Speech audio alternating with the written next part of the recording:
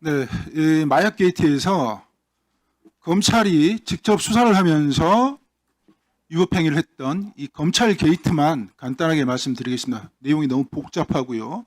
관련 권력기관들이 너무 많이 개입되어 있는 사건이기 때문에 검찰 얘기만 잠깐 하겠습니다.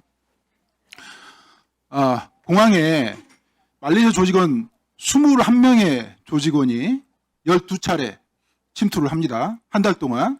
연 인원으로 따지면 36명입니다.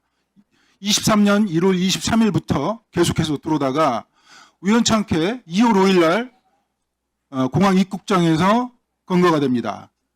이 검거된 경위는 우리 나경민, 김정민 수사관이 얘기했듯이 기계적으로 일을 해서 검거가 된 거예요. 기계적으로 일을 했다는 것은 아무 생각 없이 근무한 게 아니고 배운 대로 원칙대로 했다는 얘기입니다. 선배들이 자꾸 말레이시아 조직원들 전자통관 시스템을 지우니까 이 사람이 그걸 보고 도저히 안 되겠다 싶어서 아피스를 걸었어요. 그런데 아피스를 걸었을 때 4명이 들어왔는데 1명만 검거되고 3명이 도망갔습니다. 3명이 도망간 사실을 인천지검 강력부 김현실 부장검사팀에서 빨리 인지를 하고요. 추적 수사를 했습니다.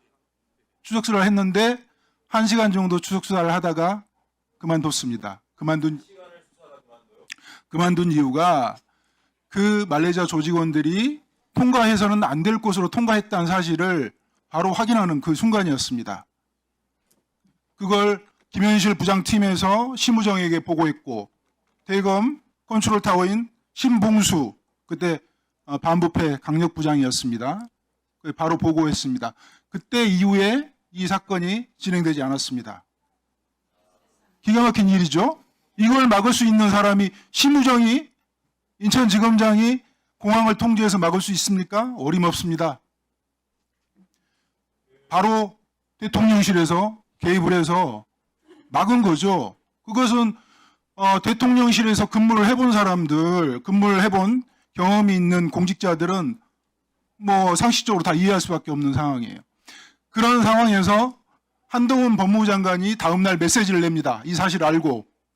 한동훈이 2월 5일에 개입할 수도 있습니다. 개입했을 가능성도 있습니다. 2월 6일 날 심우정 인천지검장에게 경고 메시지를 보냅니다. 전국의 지검장 마약 유통책 정확히 엄정하게 검거해서 법정 최고형을 구형하라고 심우정한테 경고 메시지를 내지만 심우정이 들은 척하지 않습니다.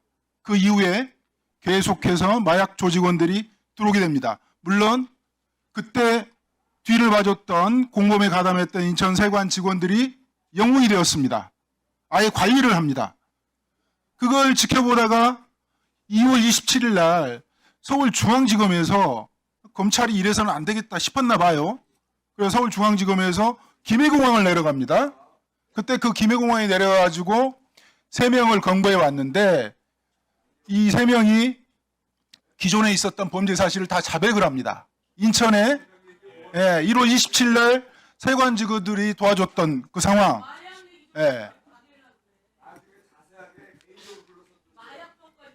증인의 증언을 방해하지 마십시오. 최혁전 의원님, 최혁전 의원님은 추가 질의는 할 수 없고요. 증인은 계속된 발언을 계속하면 됩니다. 위원장이 허용하는 겁니다. 마약 조직원들이 이전에 들어왔던 사실들을 모두 자백을 하는데 조용히 하세요. 조용히 하세요.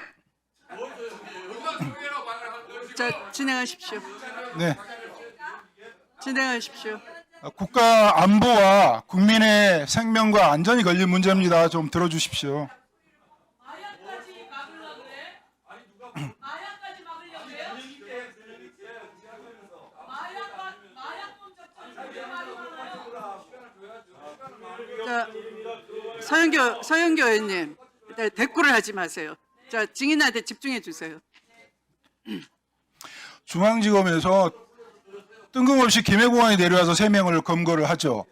검거를 해왔는데 그 말레이시아 조직원들이 자백을 해버린 겁니다. 그때 들어왔던 사안들을. 그리고 세관 직원들이 도와줬던 사실들을 자백을 하는 거예요. 근데 그런 것들을 덮어버렸죠. 중앙지검에서는 나중에 수사를 하면 어떻게 해야 되겠습니까? 말레이시아 조직원들 드러난 사실이 12차례 21명의 조직원이 계속해서 침투를 했는데 그 사건을 수사를 해야 되겠죠. 그 사건에 말레이시아 조직원에 가담했던 공범들, 세관 직원들을 검거해서 수사를 해야 되겠죠. 그리고 더 중요한 게 있습니다. 세관 직원들을 덮어줬던, 축소 은폐했던 인천지검 강력부 김현실 부장팀, 차장검사, 심우정 지검장을 체포해서 수사를 해야죠. 그게 검찰의 존재 이유입니다. 근데 왜 안 했을까요? 대검 컨트롤타워에서 이 사건을 단절을 시켰어요. 나중에 드러나지 않도록 덮어놨어요. 아주 어지럽혀 놨습니다. 그걸 확인하는데 제가 6개월에서 7개월 걸렸습니다. 그걸 한동훈, 이원석, 송경호 개입했습니다. 그리고 나서 어떻게 됐습니까? 한동훈은 그 이후에 목소리를 내긴 했죠. 그렇지만 그 마약이 한 번 검찰에서 덮어주는 신호를 보냈기 때문에 국정원이 눈을 감았습니다. 방첩사가 눈을 감았고 인천공항공사, 관세청, 경찰이 눈을 감았습니다. 계속해서 마약이 들어왔어요. 계속해서 들어왔습니다. 심지어 나무도마로 들어와 있습니다. 이거 수사해야 되겠습니까? 안 해야 되겠습니까? 그리고 나서 23년 9월 달에 백혜룡 수사팀에서 인천에서 있었던, 인천공항에 있었던 사건을 들춰내려고 하니까 한동훈과 이원석이 백혜룡 수사팀을 도와줬던 남부지검 특수부를 폭파시켜버렸습니다. 7명의 검사체제에서 5명으로 축소시켜버렸습니다. 마약검사 2명 인사조치해버렸습니다. 부장검사 날렸습니다. 사장검사 날렸습니다. 그리고 마약 사무 뺏어가지고 1차 장산하러 보내버렸습니다. 그 이후에 영장을 막아서기 시작했습니다. 수사는 진행될 수 없었죠. 이거 검찰이 한 행위입니다. 그리고 제가 이 감봉콩 띠지 사건 들어보면서 이 마약 사건하고 너무 닮아 있다는 걸 제가 느끼고 또 느낍니다. 이거 수사해야 되지 않겠습니까? 이게 국기문란입니까? 나라가 망하게 할 사건입니까? 이 검찰이 한 행위는 수사 기록에 그대로 남아 있습니다.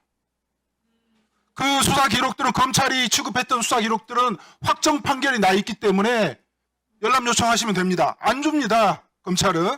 그리고 백혜룡 수사팀에서 수사했을 때 취급한 적 없다고 계속해서 거짓말했습니다. 그런데 어떻습니까? 지금 본인들이 합수팀 꾸렸잖아요. 그 합수팀 꾸린 사람들이 누굽니까? 심우정, 노만석, 신준호, 김현실, 그 다음에 합수팀 단장은 그때 마약 사건 덮어서 진급했던 윤국권입니다. 그리고 수사 기록과 경찰 인력을 내주었던 사람들이 이호영, 김병찬, 박현수, 이 사람들이 마약 게이트 덮어줬던 사람들입니다. 내란 세력이기도 하지만 마약 게이트와 관련돼 있던 사람들입니다. 이런 사람들로 합수팀을 꾸린 겁니다. 이 합수팀 유지되는 게 맞습니까? 네, 참고인의 말씀을 들어보니 매우 심각한 사건 은폐입니다. 심지어 듣다 못한 신동욱 의원께서도 특검에서 조사할 필요성을 동의하시는 정도입니다. 네, 충분히 공감합니다. 참고인 수고하셨습니다. 들어가셔도 되겠습니다.